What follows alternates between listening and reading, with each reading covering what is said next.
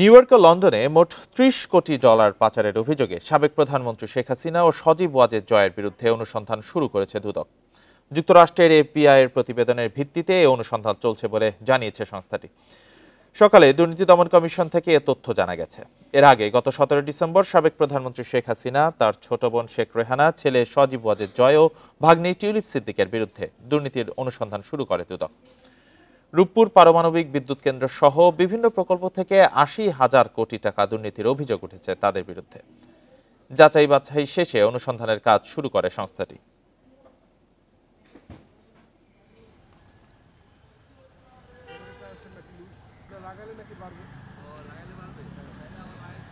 শেখ হাসিনার বিরুদ্ধে গণহত্যা ও মানবতা বিরোধী অপরাধের মামলার তদন্ত 3 মাসের মধ্যে শেষ করার লক্ষ্য।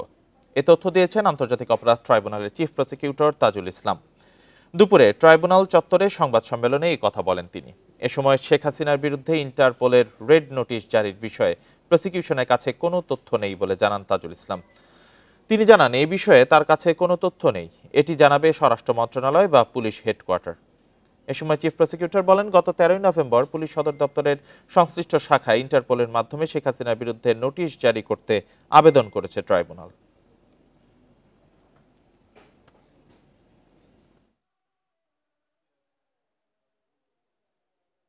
তদন্ত সংস্থা যেটা বলেছেন, তারা মনে করেন যে আশা করেন তারা 3 মাসের মধ্যে হয়তোবা তারা শেষ করতে পারবেন। এটা চূড়ান্ত কথা নয়, তারা আশা করছেন 3 মাসের মধ্যে হয়তো তারা পারবেন। পুলিশের যে central bureau, national central bureau যেটা আছে, সেটার কাছে আমরা পাঠিয়েছি। বাকি ফর্মালিটিসটা করার দায়িত্ব আমাদের এনসিবির। সুতরাং এই ইন্টারপোলের রেড নোটিশটা ইন্টারপোল কর্তৃক জারি হয়েছে কিনা সেই বিষয়টা বলার দায়িত্ব হচ্ছে আমাদের এনসিবির এবং আমাদের বাস্তবিক অর্থে ইন্সপেক্টর জেনারেল অফ পুলিশের অফিসার। আমরা এই খবরটা আপনাদেরকে ক্লিয়ারলি বলতে পারছি না যে তাদের মাধ্যমে এটা জারি হয়েছে কিনা বা ইন্টারপোলের ওয়েবসাইটে এটা অ্যাভেলেবল আছে কিনা। এ বিষয়ে আলোচনা করতে রাজধানীর মোহাম্মদপুর থেকে আমাদের সঙ্গে যোগ দিয়েছেন দুর্নীতি দমন কমিশনের সাবেক মহাপরিচালক মইদুল ইসলাম। মইদুল ইসলাম, আপনাকে স্বাগত জানাচ্ছি ইন্ডিপেন্ডেন্ট টেলিভিশনের সংবাদ দুপুরে। আপনার কাছে যেটি জানতে চাই, এত প্রভাবশালী ব্যক্তিদের অর্থ পাচারের প্রমাণ বের করা কি খুব সহজ কিনা, নাকি অনেক চ্যালেঞ্জিং বিষয়টা? না, এটা তো খুব কঠিন বিষয়। যারা ধরেন ক্ষমতায় যখন ছিলেন তখন তারা নানাভাবে দুর্নীতি যেমন করেছেন, অর্থ পাচার যেমন করেছেন, তেমনি ভাবে এগুলো যাতে প্রকাশ না হয়, এগুলো যাতে অনুসন্ধান তদন্তের আওতায় না আসে, সেই চেষ্টাগুলোও করেছেন। এবং দুদককে ব্যবহার করেছেন যাতে করে মানে তাদের বিরুদ্ধে কোনো রকম ব্যবস্থা না নেয়, এবং সেই কারণেই হয়তো দুদক এতদিন পর্যন্ত এই ব্যবস্থাগুলো নিতে পারে নাই। এখনই উপযুক্ত সময়, যেটি আমরা দেখছি যে নতুন কমিশন আসবার পরপরই অল্প কিছুদিনের মধ্যেই এই এফবিআই প্রেরিত যে আপনার দুর্নীতির তথ্য, সেইটা নিয়ে তারা কাজ করতে যাচ্ছেন। এবং এই কাজ করতে গেলে আমি আরেকটু বলবো যে তাদেরকে একটু দ্রুততার সাথে কাজ করতে হবে, কারণ সময় যে অনন্তকাল বসে থাকবে তা তো নয়। কাজেই অনুসন্ধান তদন্ত এগুলো দ্রুত করা এবং আপনার ক্রোক ফ্রিজ যেগুলো যেভাবে করার দরকার সেইগুলো করা, অর্থাৎ সঠিকভাবে কাজটা করা এবং মামলা করে তদন্তে নামা, চার্জশিট দেয়া, আপনার বিচারের প্রক্রিয়াটা যাতে করে শুরু করা যায় সেই চেষ্টাগুলো দুদকের পক্ষ থেকে দ্রুত সম্পন্ন করা উচিত বলে আমি মনে করি। জি, এক্ষেত্রে যে দুটি দেশে টাকা পাচার হয়েছে তারা কি দুদককে সহযোগিতা করবে, আপনার কি মনে হয়? করবে, সেটা লিগ্যাল প্রসিডিওরে যেতে হবে। সেই লিগ্যাল প্রসিডিওরটা দুদককেই করতে হবে। দুদক কোর্টের আদেশ নেবে, ক্রোক এবং ফ্রিজের আদেশটা নেবে দুদক, এবং দ্রুতই নিতে হবে।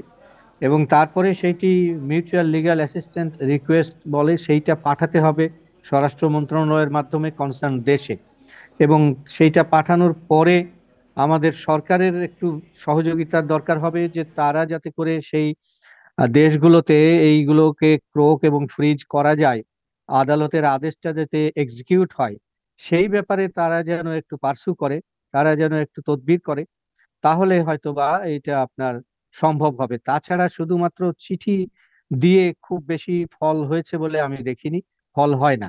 সরকারি পক্ষ থেকে দুদক হয়তো লিগ্যাল প্রসিডিওরটা কমপ্লিট করে দেবে, বাকি দায়িত্বটা সরকারকে একটু নিতে হবে। জি, আরেকটি বিষয় জানতে চাই যে ইন্টারপোলের মাধ্যমে শেখ হাসিনাকে ফিরিয়ে আনা আসলে সম্ভব কিনা? ইন্টারপোলের মাধ্যমে ফিরিয়ে আনা, যদি তিনি মুভ টুভ করেন সেরকম কোন দেশে, তখন না গ্রেপ্তার করবার ব্যাপার। তাছাড়া তো একটা দেশে যে আছে সেই দেশ যদি তাকে না ছাড়ে, সেই ক্ষেত্রে ফিরিয়ে আনা তো মুশকিল। এই ক্ষেত্রে আপনার ভারতের সাথে যে চুক্তি টুক্তি আছে সেইগুলোর মধ্য দিয়ে চেষ্টা করা যেতে পারে যে তাকে, ভারতে যেহেতু তার অবস্থান নিশ্চিত, সুতরাং সেইখান থেকে তাকে ফেরত আনা যায় কিনা সেই প্রক্রিয়াটা সরকারের পক্ষ থেকে করা উচিত। আমি দেখলাম যে আদালত যথাযথ আদেশ দিয়েছেন, সেই আদেশগুলো এক্সিকিউট করার দায়িত্ব পুলিশের। তো যেটি আমি প্রসিকিউশনের পক্ষের বক্তব্য শুনলাম, তাতে করে পুলিশ বোধহয় তাদের সাথে কোনো কমিউনিকেশন করেনি, মানে প্রসিকিউশনের সাথে, যে সেই আদেশগুলো, আদালতের আদেশ তারা এক্সিকিউট করতে কতখানি অগ্রসর হয়েছেন আর কতখানি পারেননি, সেই ইনফরমেশন গুলো হয়তো শেয়ার করেননি। জি, এক্ষেত্রে আসলে প্রসিকিউশনের সাথে পুলিশের একটু মিসকমিউনিকেশন থাকতে পারে। আজকে আমরা তাজুল মনে ইসলামের হচ্ছে বক্তব্য সেই থেকে ক্ষেত্রে প্রসিকিউশনেরও উচিত হবে পুলিশের সাথে মানে নিজেরাই নিজের উদ্যোগে যোগাযোগ করা, কারণ দায়িত্বটা তো প্রসিকিউশনের বটেই। প্রসিকিউশন শুধু পুলিশের দোহাই দিয়ে বসে থাকলে তো চলবে না আদালতের কাজ। সেই জন্যই প্রসিকিউশন আছে, প্রসিকিউশনেরও উচিত হবে পুলিশের সাথে যোগাযোগ করা, পার্সু করা, যাতে করে সেটা এক্সিকিউট হয়। জি, মইদুল ইসলাম, আপনাকে অসংখ্য ধন্যবাদ আমাদের সাথে যুক্ত হয়ে আপনার মূল্যবান মতামত তুলে ধরার জন্য। আমাদের সাথে আলোচনায় যুক্ত ছিলেন দুর্নীতি দমন কমিশনের সাবেক মহাপরিচালক মইদুল ইসলাম। পরবর্তী খবরে যাচ্ছি। শেখ হাসিনার নির্দেশেই গুম হন হুম্মাম কাদের চৌধুরী, এমন দাবি করে তিনি বলছেন তার বাবা সালাউদ্দিন কাদের চৌধুরীর ফাঁসি ছিল জুডিশিয়াল কিলিং। তার মতে ক্যাঙ্গারু কোর্টের রায়ে ফাঁসি দেয়া নেতাদের পরিবারকে দমিয়ে রাখতেই গুমের শিকার হন তিনি সহ আরও 2 নেতার সন্তান, যার মূল পরিকল্পনাকারী শেখ হাসিনা। 2016 সালের 3 আগস্ট বাবা সালাউদ্দিন কাদের চৌধুরীর মামলা সংক্রান্ত কাজে ঢাকা জজ কোর্টে যাওয়ার সময় গুম হন ছেলে হুম্মাম কাদের চৌধুরী। এরপর প্রায় 7 মাস আয়নাঘরে থাকার পর 2017 সালে ধানমন্ডিতে তার বাসার কাছে সুলতানা কামাল মহিলা কমপ্লেক্সের পাশে তাকে রেখে যায় অপহরণকারীরা। তার দাবি, শেখ হাসিনার নির্দেশেই তাকে উঠিয়ে নিয়ে যাওয়া হয়। রাজনৈতিক কারণেই গুম হন তিনি। আমাদেরকে টার্গেট করা হয়েছিল যে আমরা সেকেন্ড জেনারেশন অথবা নেক্সট জেনারেশন যারা হয়তো রাজনীতির সাথে ইনভলভ হয়ে যাব। তো ওই বলে না যে গোড়ার থেকে যেন কেটে ফেলা হয়। এগুলো হয়তো অনেক মানুষের জন্য ভয়ঙ্কর একটা জিনিস, যে সত্যি কথা বলা। আমার বাবা এই সত্যি কথাগুলি বলে ফেলতো, ওটার কারণে হয়তো শেখ হাসিনা আমার বাবাকে একটু না বেশ কিছুটাই অপছন্দ করতো। তার অভিযোগ, মানবতাবিরোধী অপরাধের মামলায় তার বাবা সালাউদ্দিন কাদের চৌধুরীর পক্ষে অনেক তথ্য উপাত্তই তারা ট্রাইব্যুনালে উপস্থাপন করতে পারেননি। এমনকি তাদের পক্ষে বিদেশ থেকে আসা সাক্ষীদেরও দেশে আসার ভিসাও দেওয়া হয়নি। আমার এখানে বক্তব্য খুব সিম্পল। এই জিনিসটা একটা জুডিশিয়াল মার্ডার ছিল। এই আইসিটিটাও আওয়ামী লীগের একটা মেশিন ছিল, এটা একটা হত্যা করার মেশিন ছিল। আপনি ওখানে যে কোনো ব্যক্তিকে ঢুকিয়ে দেবেন, সে অন্যায় করুক আর না করুক, তার রায় একটাই হবে, সেটা হচ্ছে গিয়ে হত্যা আর ফাঁসি। হাসিনা সরকারের সময় ট্রাইব্যুনালের রায় বিচারক না লিখে বেলজিয়াম থেকে লেখা হতো দাবি করেন তিনি। আর এ কারণেই সাবেক আইন প্রতিমন্ত্রী কামরুল ইসলামকে কটাক্ষ করেন তার বাবা।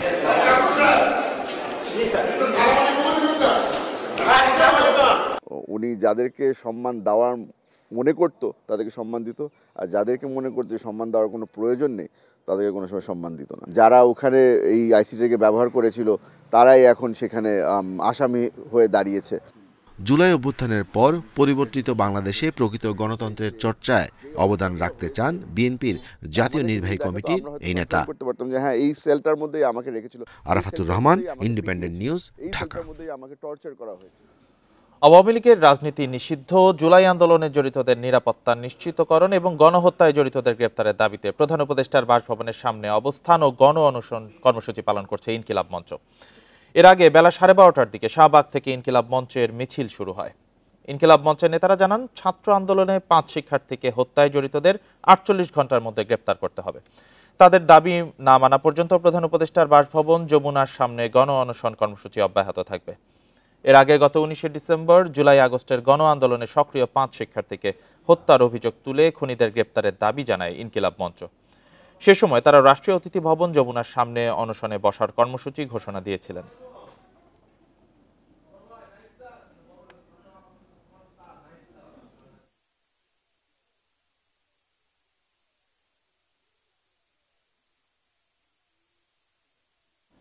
এ বিষয়ে আরো জানাতে রাজধানীর কাকরাইল থেকে যোগ দিয়েছেন সহকর্মী ইজাজুর রহমান। ইজাজ, আন্দোলনকারীরা কি সরকারের কোনো দায়িত্বপূর্ণ ব্যক্তির সঙ্গে দেখা করার চেষ্টা করছে কিনা? এখন থেকে ঠিক 10 মিনিট আগে কাকরাইলে যে প্রধান উপদেষ্টার বাসভবনের দিকে ঢুকতেই যে মেন রাস্তা, সেই মেন রাস্তায় তারা এখানে অবস্থান নিয়েছে, গণ অনশন কর্মসূচি পালন করছে এবং 10 মিনিট আগে তারা একটি সংক্ষিপ্ত সংবাদ সম্মেলন করেছে। সেই সংবাদ সম্মেলন থেকে তারা দাবি তুলেছে যে ডক্টর মোহাম্মদ ইউনূসের কাছে, অর্থাৎ প্রধান উপদেষ্টার কাছে তারা লিখিত দাবি পৌঁছাতে চায় এবং সেক্ষেত্রে লিখিত দাবি পৌঁছানোর জন্য অন্যান্য উপদেষ্টা থাকলেও তাদের দাবি যে ছাত্র উপদেষ্টা রয়েছে, 3 জন ছাত্র উপদেষ্টার কেউ এসে তাদের এই দাবি গ্রহণ করে প্রধান উপদেষ্টার কাছে তাদের দাবিগুলো পৌঁছাতে হবে। যদি সেটা না হয় অথবা ভিন্ন কোনো পন্থা রয়েছে, সেক্ষেত্রে তারা প্রধান উপদেষ্টার কাছে সরাসরি দেখা করার সুযোগ চেয়েছেন। আর যদি না হয়, এই দুইটি দাবি তাদের মানা না হয়, সেক্ষেত্রে তারা এখন রাস্তার কিছুটা অংশ ছেড়ে দিয়ে তারা গণ অনশন কর্মসূচি পালন করছে। সেক্ষেত্রে তাদের এই বিকেল 3টার মধ্যে এই দাবি যদি পূরণ না হয়, তারা পুরো রাস্তা দখল করে গণ অনশন কর্মসূচি পালন করবেন। এবং ইনকিলাব মঞ্চের যিনি মুখপাত্র, তিনি সংবাদ সম্মেলনে এই দাবি করেছেন। এর আগে বেলা 12টার দিকে তারা শাহবাগ থেকে একটি সংক্ষিপ্ত সমাবেশ করে এবং সংক্ষিপ্ত সমাবেশের পর 12টার দিকে তারা মিছিল নিয়ে এই প্রধান উপদেষ্টার বাসভবনের কাছাকাছি এসে এখানে অবস্থান নেয় এবং তারা মিছিল পূর্ব যে বক্তব্যগুলো দিয়েছে এবং এখানে এসে যে বক্তব্যগুলো দিয়েছে, তারা তাদের ক্ষোভ প্রকাশ করেছে যে 5 আগস্টের পর স্বৈরাচার শেখ হাসিনার পতন হলেও, ফ্যাসিস্টদের পতন হলেও, যেখানে ইন্টারপোলের মাধ্যমে শেখ হাসিনার বিচার শুরু করার কথা, সেখানে এখনও জঙ্গি যে লীগ, তাদের দৃষ্টিকোণ থেকে যে জঙ্গি লীগ গুপ্ত হত্যা শুরু করেছে এবং সেই গুপ্ত হত্যা এখন পর্যন্ত জুলাই যে যোদ্ধারা রয়েছে, সেই জুলাই যোদ্ধাদের মধ্যে 5 জন নিহত হয়েছে।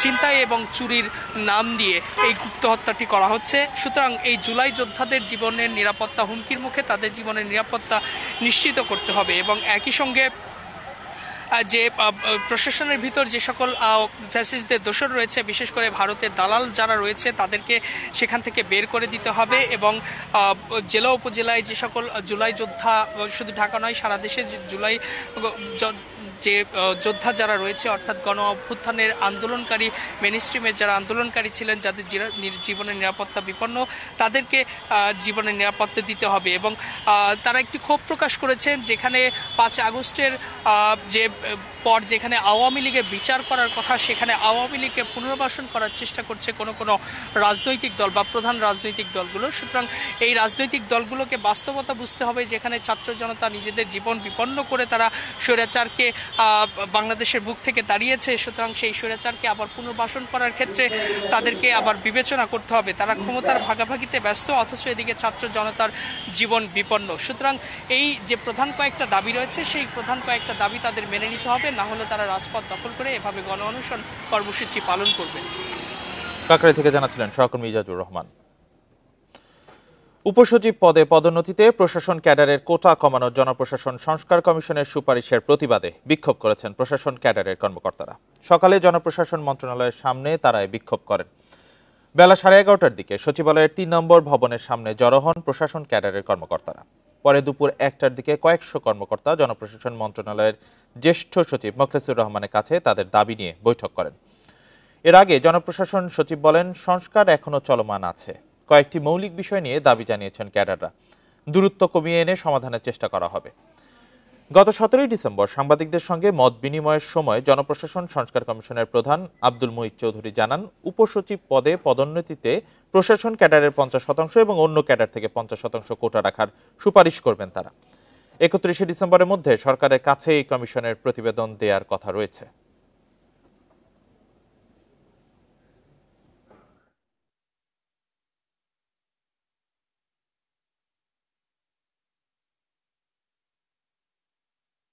যেই কথাগুলো বলা হচ্ছে, অথবা এগুলো তো এখনো শেপই নেয় নাই, শেপ নেবে। সেই শেপ নেওয়ার আগে আমরা ওনাদের সাথে ক্লোজ ডোর বসে আমরা আলোচনা করব। That is final. আদার্স ক্যাডারদের সাথে আমাদের অনেক আগে বসা হয়েছে। এ বিষয়ে আরো জানাতে সচিবালয় থেকে যোগ দিয়েছেন সহকর্মী হাসিব মাহমুদ শাহ। হাসিব, কি কারণে এই আন্দোলন, কাদের বিরুদ্ধে এই আন্দোলন?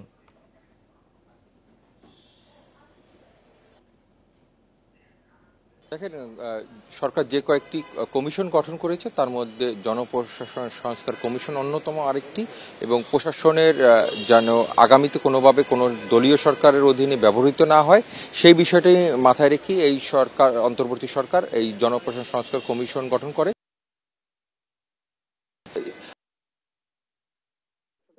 কথা বলে বিভিন্ন করা যায় সেই বিষয়ে গত সপ্তাহে মঙ্গলবার দিন জনপ্রশাসন সংস্কার কমিশনের মহিত চৌধুরী উনি গণমাধ্যমের সাথে কথা বলেছেন। সেখানে উনি জানিয়েছেন যে আগামীতে উপসচিব পদের পদোন্নতিতে 50% থাকবে প্রশাসন ক্যাডারের, বাকি 50% আসবে অন্যান্য ক্যাডার থেকে, এবং এটি হবে পরীক্ষার মাধ্যমে। এরই ধারাবাহিকতায় কিন্তু আজকে বাংলাদেশ সিভিল সার্ভিস অ্যাসোসিয়েশন যারা তারা আসলে জনপ্রশাসন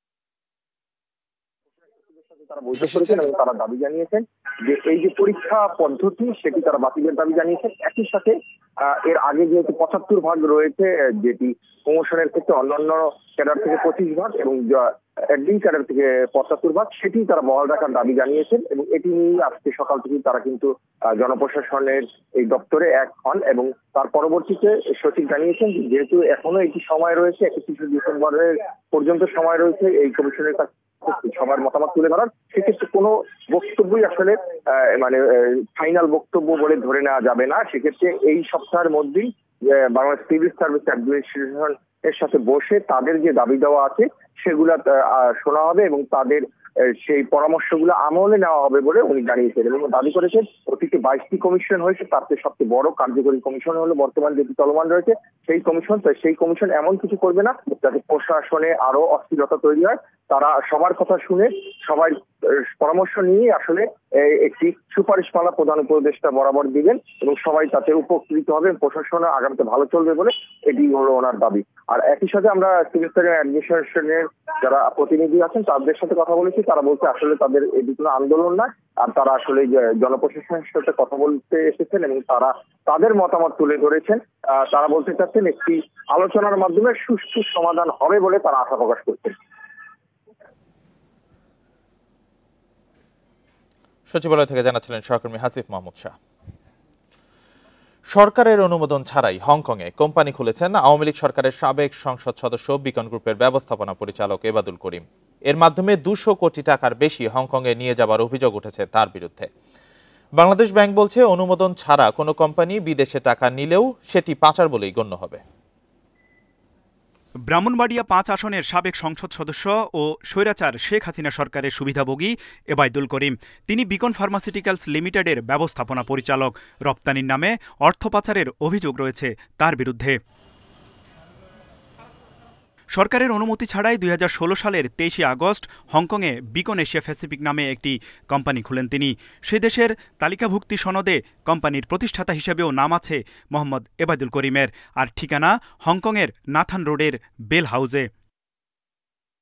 ওই সময় বিকন এশিয়া প্যাসিফিকের নামে হংকংয়ের HSBC ব্যাংকের একটি শাখায় অ্যাকাউন্ট খোলেন এবাদুল করিম। ব্যাংক লেনদেনের তালিকা পর্যালোচনায় দেখা যায় 2017 সালের জানুয়ারি থেকে নভেম্বরের এই 11 মাসে 288 কোটিরও বেশি টাকা HSBC ব্যাংকের ওই শাখায় গেছে বাংলাদেশ থেকে। মূলত হংকংয়ের প্রতিষ্ঠানটিতে বিনিয়োগের জন্য এই টাকা পাঠানো হয়। এছাড়া আরব আমিরাতের দুবাইয়ে বিকন গ্লোবাল অপারেশনস নামে আরেকটি প্রতিষ্ঠান চালু করা হয়, যার লেনদেন চলে দুবাইয়ের মার্শেক ব্যাংকে। এসব বিষয়ে বক্তব্য জানতে মতিঝিল বিকন হাউসে গেলে প্রায় 1 ঘন্টা অপেক্ষা করার পরও দেখা করেননি কোম্পানির MD এবাদুল করিম, চেয়ারম্যান নুরুন নাহার করিম এবং CFO জালাল উদ্দিন। ফোনও ধরেননি এবাদুল করিম। পরে ফোনে কথা হয় চেয়ারম্যান নুরুন নাহারের সঙ্গে। তিনি হংকংয়ের কোম্পানি স্থাপন ও টাকা পাঠানোর বিষয়ে কোনো মন্তব্য না করলেও দুবাইয়ে টাকা পাঠানোর বিষয়টি স্বীকার করেন।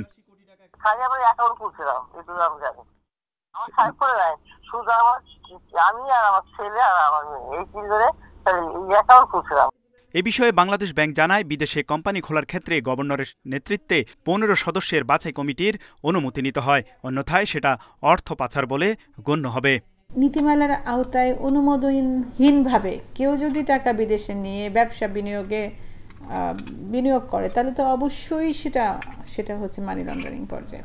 বিদেশে বেআইনিভাবে কোম্পানি খোলা, টাকা পাচার ও নানা অনিয়মের মাধ্যমে শেয়ার হোল্ডারদের বঞ্চিত করায় ব্যবস্থাপনা পরিচালক এবায়দুল করিমের বিরুদ্ধে প্রধান উপদেষ্টার কাছে লিখিত অভিযোগ জমা হয়েছে। তৌহিদ রানা, ইন্ডিপেন্ডেন্ট নিউজ, ঢাকা। নারায়ণগঞ্জের পূর্বাঞ্চলে প্রাইভেট কারের চাপায় বুয়েট শিক্ষার্থী নিহতের ঘটনায় গ্রেপ্তার ৩ আসামির 2 দিন করে রিমান্ড মঞ্জুর করেছে আদালত। সকালে নারায়ণগঞ্জের সিনিয়র জুডিশিয়াল ম্যাজিস্ট্রেট নূর মোহসিনের আদালত এ নির্দেশ দেন। সকাল 10টার দিকে 3 আসামি প্রাইভেট কার চালক মুবিন আল মামুন, তার 2 বন্ধু মিরাজুল করিম ও আসিফ চৌধুরীকে আদালতে হাজির করা হয়। তাদের জিজ্ঞাসাবাদের জন্য 5 দিন করে রিমান্ডের আবেদন করে পুলিশ। শুনানি শেষে প্রত্যেকের 2 দিন করে রিমান্ড মঞ্জুর করা হয়। এদিকে ন্যায় বিচারের দাবিতে সকাল থেকেই জেলা আদালত প্রাঙ্গণে অবস্থান নেন নিহত মুহতাসিম মাসুদের সহপাঠীরা।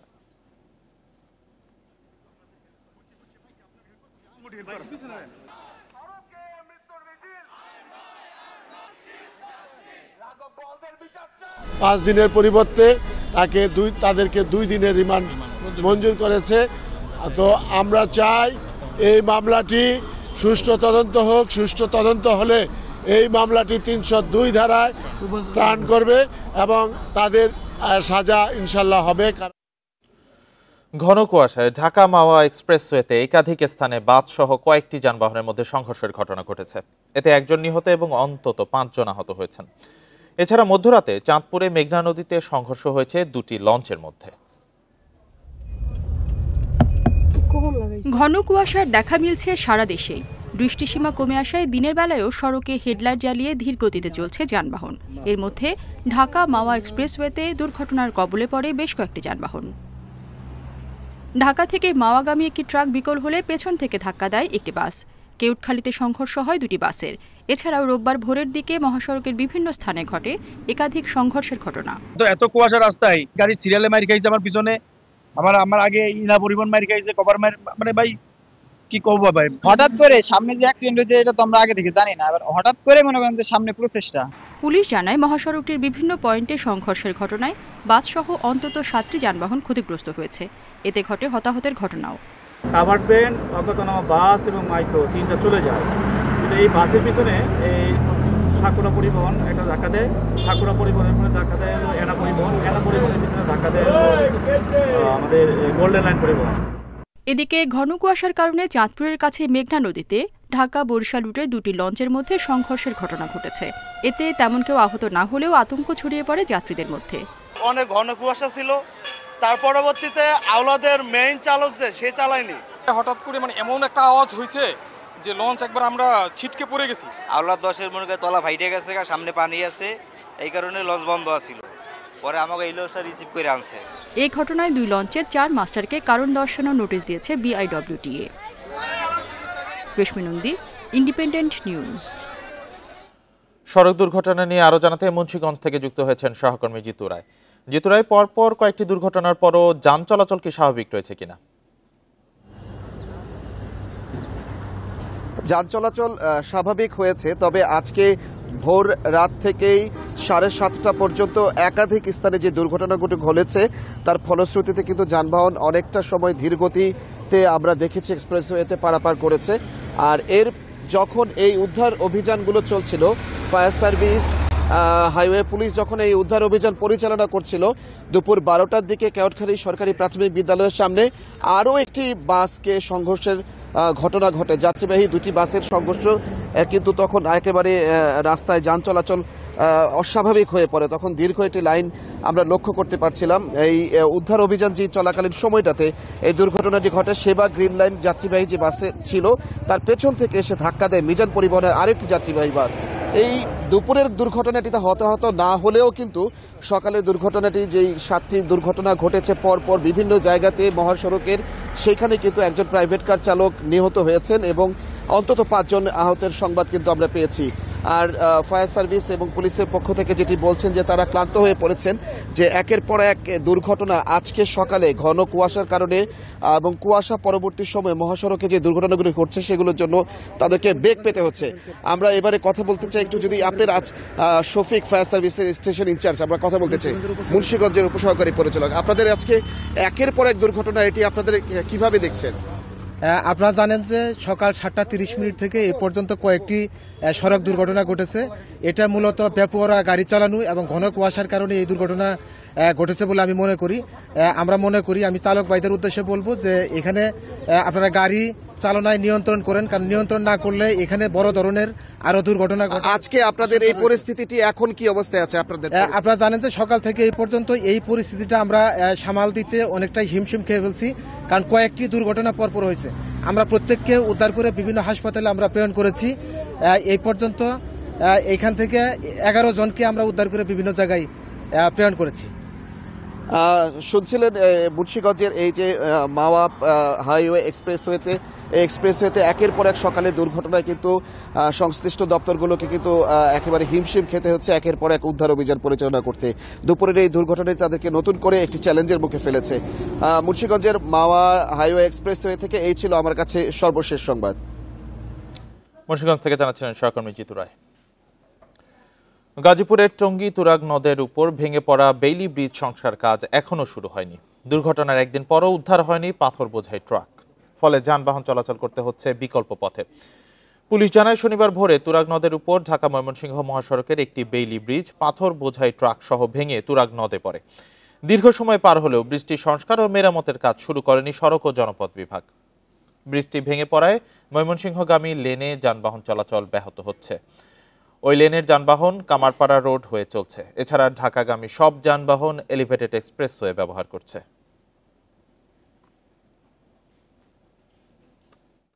একটা ব্রিজ ভেঙে চলে পড়ে গেছে, দেখেন আরেক সাইড দিয়ে মানুষ কিভাবে যায়, দেখেন কত হাজার হাজার লোক আছে এই জায়গায়, অনেক সমস্যা হচ্ছে। আমরা তো মনে করেন রুট দিয়ে গাড়ি চালাইতে পারতাম আগে, এখন রুট দিয়ে গাড়ি চালাতে পারি না। ব্রিজ ভেঙে যাওয়াতে গাড়ি ঘুরাই দিতে হয়। এর জন্য লোকজন টাইম মতো অফিসে যাইতে পারতেছে না, লেট হয়ে যেতেছে। তাই ব্রিজটাকে দ্রুতভাবে সংস্কার করা দরকার। শিক্ষিত বেকারের সংখ্যা আশঙ্কাজনক হারে বেড়েছে বলে জানান শিক্ষা উপদেষ্টা ওয়াহিদুদ্দিন মাহমুদ। এ সময় উচ্চশিক্ষায় পাবলিক বিশ্ববিদ্যালয়ের অধঃপতনে হতাশা প্রকাশ করেন তিনি। সকালে রাজধানীতে এক সেমিনারে এসব কথা বলেন উপদেষ্টা। তিনি আরো বলেন, উচ্চশিক্ষায় সমস্যা আছে, এ নিয়ে কোনো সন্দেহ নেই। বিশ্ববিদ্যালয়গুলোতে শিক্ষকদের দলীয় লেজুর বৃত্তি বেড়েছে বলেও মন্তব্য করেন তিনি। বলেন, দলীয় রাজনীতির কারণে শিক্ষার মানও ব্যাহত হচ্ছে। শিক্ষা উপদেষ্টা অভিযোগ করেন, বিশ্ববিদ্যালয়ে মেধার চরম অবমূল্যায়ন হয়েছে, শিক্ষক নিয়োগেও হচ্ছে অনিয়ম। জেলায় জেলায় পাবলিক বিশ্ববিদ্যালয় খুলে দেয়া হলেও যোগ্য শিক্ষকের অভাব রয়েছে বলে মনে করেন তিনি।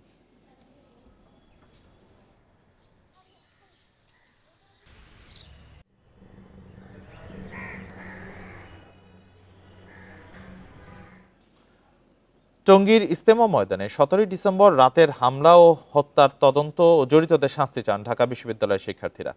সকালে বিশ্ববিদ্যালয়ের কেন্দ্রীয় মসজিদের সামনে সংবাদ সম্মেলন করেন তারা। সাধারণ শিক্ষার্থীদের ব্যানারে 40 থেকে 50 জন শিক্ষার্থী উপস্থিত ছিলেন। তাদের দাবি, ইজতেমা ময়দানে হামলা ও হত্যার অভিযোগে যাদের বিরুদ্ধে মামলা হয়েছে তাদের 7 দিনের মধ্যে গ্রেপ্তার করতে হবে। এছাড়া 2018 সালে ইজতেমা ময়দানে হামলার ঘটনার সুষ্ঠু তদন্ত চান শিক্ষার্থীরা। সংবাদ সম্মেলন থেকে বিশ্ববিদ্যালয়ের শিক্ষার্থী পরিচয়ে গঠিত সচেতন ছাত্র সমাজকে ভুইফোঁড় সংগঠন বলে অভিযোগ করা হয়। অবিলম্বে তাদের জবাবদিহির আওতায় আনারও দাবি জানান শিক্ষার্থীরা।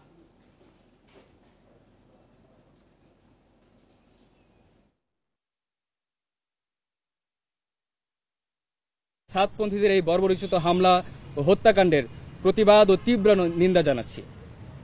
আমরা অন্তর্বর্তীকালীন সরকারকে আহ্বান জানাতে চাই, এই হামলা ও হত্যাকাণ্ডের দৃষ্টান্তমূলক শাস্তি অতি দ্রুত সময়ের মধ্যে নিশ্চিত করতে হবে। দেখছেন বিরতিহীন সংবাদ দুপুর। এরপর অন্যান্য খবরের সঙ্গে আরো যা থাকছে। গ্রিন লাইফ হাসপাতালে ভুল চিকিৎসায় রোগী মৃত্যুর অভিযোগ, টাকা দিয়ে ধামাচাপা দেওয়ার চেষ্টা।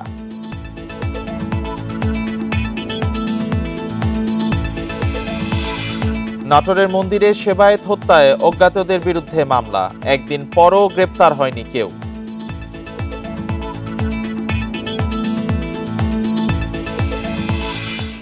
রাজধানীর গ্রিন লাইফ হাসপাতালে ওপেন হার্ট সার্জারিতে রোগীর মৃত্যুর পর উঠেছে ভুল চিকিৎসার অভিযোগ। শনিবার রাতে এই ঘটনায় হাসপাতালে হট্টগোল করেন নিহতের স্বজনরা। তাদের অভিযোগ, মৃত্যুর 3.5 ঘন্টা পর পরিবারকে জানানো হয়। ঘটনা ধামাচাপা দিতে টাকা ও চাকরির প্রলোভনও দেখানো হয়। চিকিৎসায় অবহেলা নাকচ করলেও ঘটনা তদন্ত করবে হাসপাতাল কর্তৃপক্ষ। আর অভিযোগের ভিত্তিতে ব্যবস্থা নেওয়ার কথা জানিয়েছে পুলিশ। বাবার মৃত্যুতে এভাবেই কান্নায় ভেঙে পড়েন মেয়ে ফারজানা আক্তার। তাকে সান্ত্বনা দেওয়ার চেষ্টা করেন স্বজনরা। প্রিয়জনকে হারিয়ে বেদনার্ত সবাই। হৃদরোগে আক্রান্ত মোশাররফ হোসেনকে বুধবার ভর্তি করা হয় গ্রিন রোডের গ্রিন লাইফ হাসপাতালে। পরিবার বলছে, অপারেশনের আগেও স্বাভাবিক ছিলেন তিনি, তবে সন্ধ্যায় ওপেন হার্ট সার্জারি করতে গিয়ে তার মৃত্যু হয়। স্বজনদের অভিযোগ, অপারেশন করতে গিয়ে রোগীর মৃত্যুর পর ছলচাতুরির আশ্রয় নেয় কর্তৃপক্ষ। মৃত্যুর খবর পরিবারকে 3.5 ঘন্টা পর জানানো ছাড়াও দেয়া হয় অর্থ ও চাকরির প্রলোভন। আমাদের সামনে চলাফেরা উপার্জনের ক্ষমতা যে সে নিয়ে গেল, তার একটা ভুল চিকিৎসার কারণে এই দায়বহর কে নিবে? আমি এই দায়বহর এই গ্রিন লাইফ হাসপাতালের কর্তৃপক্ষকে আমি দিচ্ছি। মঞ্জুরুল আলম স্যার আমাকে আর কি আমার পড়ালেখার খরচ, 5 বছর পড়ালেখা শেষে গ্রিন লাইফ উনি আমার জব দিয়ে দিবে, এটা স্যার আমার অফার করছেন যাওয়ার সময় 5,000 টাকা। এবং স্যার যখন বেরোলো দ্বিতীয়বার ওনার যে অ্যাসিস্ট্যান্ট জুয়েল, ওই জুয়েলের কাছে নাকি অন্য একটা স্যার আবার 5,000 টাকা দিচ্ছে, যেটা পেশেন্টদের দিও। এদিকে চিকিৎসায় অবহেলার দাবি অস্বীকার করেছে হাসপাতাল কর্তৃপক্ষ। তবে ঘটনা তদন্ত করে কারো গাফিলতি পেলে ব্যবস্থার আশ্বাস তাদের। 7 জন ছাড়া শুরু করা হয় না, 7 জনই কাজটা করেন, কিন্তু ওই যে ড্রেসিং, পেশেন্টকে বেডিতে তোলা, পজিশনিং করা, একটু সব দেওয়া, মুছে যে রেডি করা, এটা তো সবসময় 7 জনের লাগে না। এখানে টিম যারা থাকেন তারপরে অ্যানেস্থেসিয়া দেওয়া। পুলিশ বলছে, পরিবারকে দেয়া হাসপাতালের বিল ভাউচারে অসঙ্গতি পাওয়া গেছে। অভিযোগের ভিত্তিতে পরবর্তী ব্যবস্থা নেওয়া হবে। একটা বিষয়ে যেটা আমি মেনলি দেখলাম, সেটা ওনাদের ম্যানেজমেন্টের একটা সমস্যা আছে, সেটা হলো আপনার ওই টাকা দেওয়ার পরে যে একটা পাকা রিসিপ্ট দেওয়ার কথা, সেটা ওনারা না দিয়ে হাতে লেখা একটা রিসিপ্ট দিচ্ছে। ওনারা যদি আমাদের এখানে আসে, যদি কোনো কমপ্লেন করে, আমরা সেইভাবে। রোগীর মৃত্যুর খবরে চিকিৎসক ও কর্তৃপক্ষের বিরুদ্ধে শাস্তির দাবি করে রাতে হাসপাতালে হট্টগোল করেন ক্ষুব্ধ স্বজনরা। ঘটনাস্থলে আসে পুলিশ, পরে রাত 3টার দিকে মরদেহ নিয়ে যায় পরিবার। জাহিদুল ইসলাম, ইন্ডিপেন্ডেন্ট নিউজ, ঢাকা। নাটোরে মহাশ্মশানে সেবায়েত তরুণ দাস হত্যার ঘটনায় অজ্ঞাতদের আসামি করে মামলা দায়ের করা হয়েছে। শনিবার রাতে নিহতের ছেলে তপু কুমার দাস বাদী হয়ে সদর থানায় মামলাটি দায়ের করেন। এদিকে ঘটনার একদিন পরেও পুলিশ কাউকে গ্রেপ্তার করতে পারেনি। পুলিশ জানিয়েছে, তথ্য প্রযুক্তি ব্যবহার করে রহস্য উদ্ঘাটন এবং ঘটনার সাথে জড়িতদের গ্রেপ্তারে কাজ করছে। শুক্রবার রাতে কাশিমপুর কেন্দ্রীয় মহাশ্মশান মন্দিরে ডাকাতের হামলায় সেবায়েত তরুণ দাস নিহত হন। এ সময় মন্দিরের দান বাক্স কয়েকটি ঘরের জিনিসপত্র লুট করে ডাকাতরা।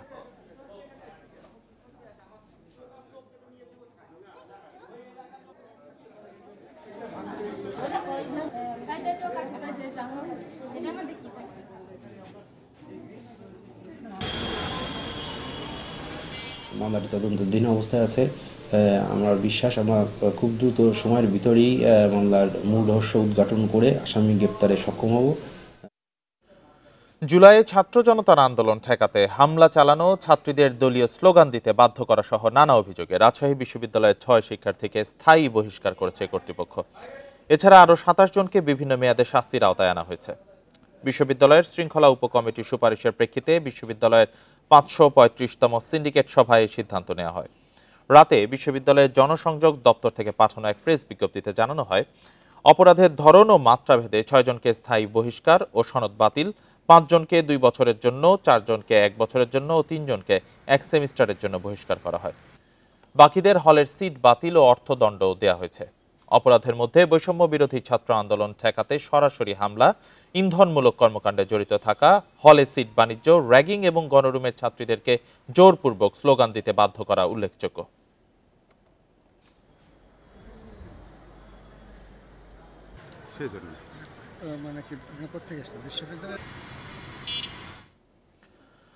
পুরোপুরি কাজ শেষ না হলেও জানুয়ারিতে চট্টগ্রাম এলিভেটেড এক্সপ্রেসওয়েতে চলাচলকারী গাড়িকে গুনতে হবে টোল।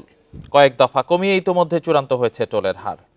10 ধরনের গাড়ি চলতে পারলেও এলিভেটেড এক্সপ্রেসওয়েতে চলতে পারবে না মোটরসাইকেল ও ভারী ট্রাক।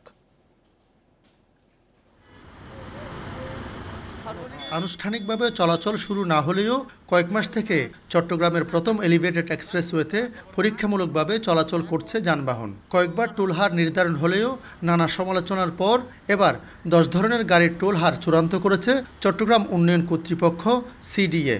আমরা একটু আবার আপিল করেছিলাম মন্ত্রণালয়ের মাধ্যমে বর্তমান সরকারের আমলে। এখন বর্তমান সরকার সেটা কিন্তু খুব কনসিডারেবলি দেখেছে এবং মন্ত্রণালয় সেভাবে আমাদের নির্দেশনা দিয়েছে। ওই টোল যেটা নির্ধারণ করেছে এটা আগের চেয়ে অনেক কম এবং সহনীয় আছে, মানুষ দিতে পারবে। এলিভেটেড এক্সপ্রেসওয়েতে চলাচলে অনুমোদন পাওয়া সিএনজি অটোরিকশাকে টোল দিতে হবে 30 টাকা, কার 80 টাকা, মিনিবাসকে 200 টাকা টোল দিতে হবে। ভেহিকলগুলোকে আগে থেকেই তারা যেন আমি ওখানে গিয়ে উঠব সেইভাবেই সে অগ্রসর হবে, আরেকজন এখান থেকে উঠবে সেইভাবে অগ্রসর হবে। তাহলে র্যাম্পগুলা ওদের সুবিধার জায়গায় নামানো দরকার। গত বছরের 14 নভেম্বর তড়িঘড়ি করে এলিভেটেড এক্সপ্রেসওয়ের উদ্বোধন হয়। প্রায় 4,370 কোটি টাকা ব্যয়ে নির্মিত এলিভেটেড এক্সপ্রেসওয়ের দৈর্ঘ্য 15 কিলোমিটার। আলমগীর সবুজ, ইন্ডিপেন্ডেন্ট নিউজ, চট্টগ্রাম। আর এই ছিল এখনকার সংবাদে। ইন্ডিপেন্ডেন্ট টেলিভিশনে সব খবর আরো বিস্তারিত জানতে চোখ রাখুন ফেসবুক, ইউটিউব, এক্সে। ধন্যবাদ সবাই।